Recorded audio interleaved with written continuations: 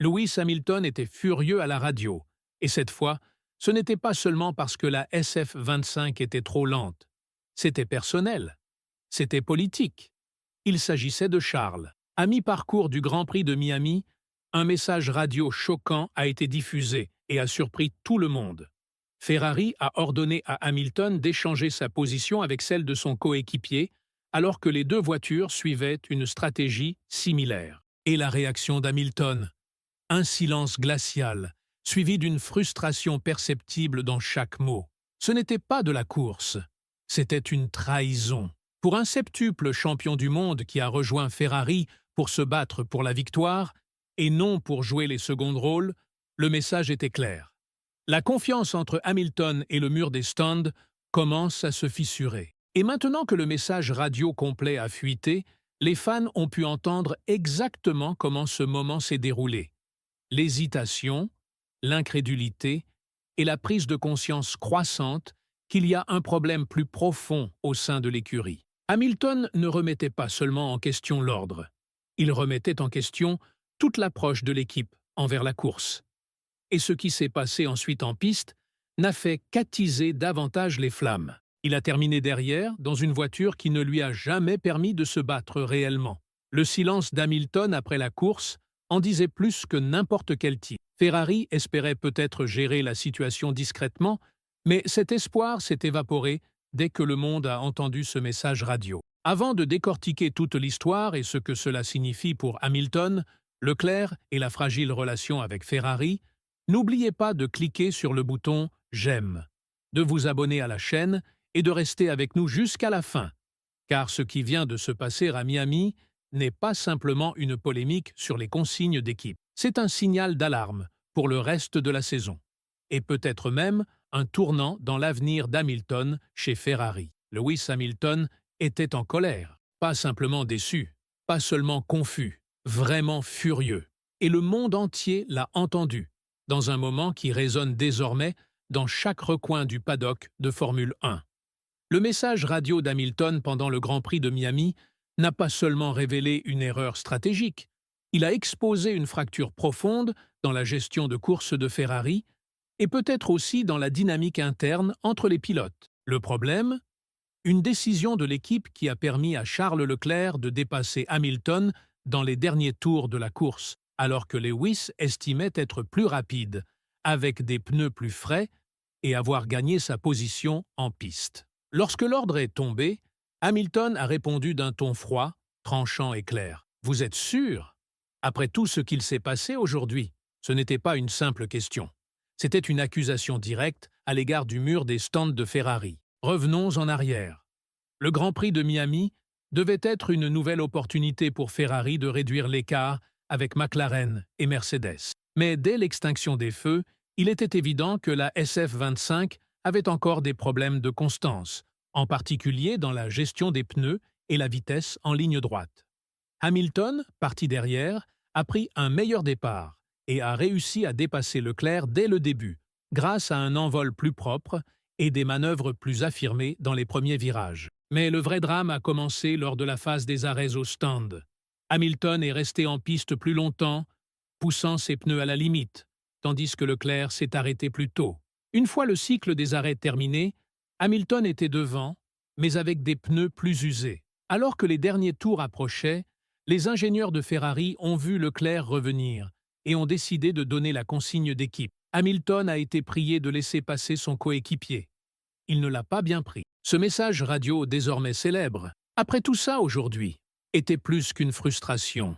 C'était le signe que la confiance entre le pilote et l'équipe s'effrite. Hamilton avait le sentiment d'avoir bien exécuté sa stratégie, d'avoir géré sa voiture et mérité sa position. Mais une fois de plus, les choix stratégiques ne l'ont pas favorisé. Et pire encore, la perception que Leclerc est privilégié, qu'elle soit vraie ou non, commence à hanter cette nouvelle collaboration. Après la course, Hamilton était visiblement tendu. Pas de sourire, pas de conversation détendue dans le paddock. Il est resté professionnel lors des interviews, mais le sous-texte était évident. Il a parlé de décisions difficiles et a déclaré « Nous devons revoir tout, pas seulement la course, mais aussi la manière dont nous prenons ces décisions. » Lorsqu'on lui a demandé directement s'il avait laissé passer Leclerc, il n'a pas critiqué ouvertement l'équipe, mais il ne l'a pas défendu non plus. Ce silence voulait tout dire. De son côté, Leclerc semblait mal à l'aise lorsqu'on l'a interrogé sur la consigne. Il a admis qu'il était plus rapide à ce moment-là, mais a aussi déclaré « On en parlera en interne », un signe qu'il sait que la situation devient délicate. Et le pire dans tout ça? Le résultat final ne justifiait même pas le drame. Leclerc a terminé 7e, Hamilton 8e, tous deux loin derrière les McLaren, les Red Bull et même la Mercedes de George Russell. La consigne d'équipe n'a rien changé en termes de points, mais elle a peut-être tout changé dans la dynamique du groupe. Ce n'est pas la première fois cette saison qu'Hamilton se sent trahi par les décisions stratégiques de Ferrari. Des choix de pneus, au départ de course, en passant par les réglages et désormais les ordres de course, les erreurs s'accumulent. Et lorsque ces erreurs commencent à éroder la confiance, on entre en territoire dangereux. Pour un pilote comme Hamilton, qui a quitté Mercedes avec l'objectif clair de décrocher un dernier titre mondial, ce type de tension interne est la dernière chose dont il a besoin. Et pour Ferrari, qu'il a recruté pour élever le niveau de l'équipe et non pour la déstabiliser, ces moments sont des signaux d'alerte. Ce qui se passera ensuite ne déterminera pas seulement la prochaine course. Cela pourrait influencer toute la saison de Ferrari et peut-être même l'héritage de ce pari risqué avec Hamilton.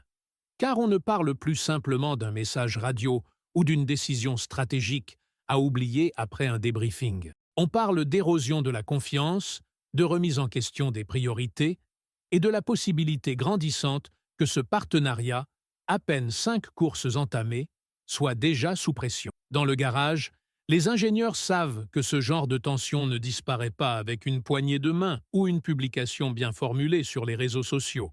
Si Hamilton commence à croire que les consignes d'équipe favoriseront systématiquement Leclerc, indépendamment du contexte, l'impact psychologique pourrait être énorme, pas seulement sur sa conduite, mais aussi sur sa relation avec l'équipe, sur la manière dont il partage ses retours et sur son engagement dans un projet à long terme qui, à ce stade, semble pour le moins incertain.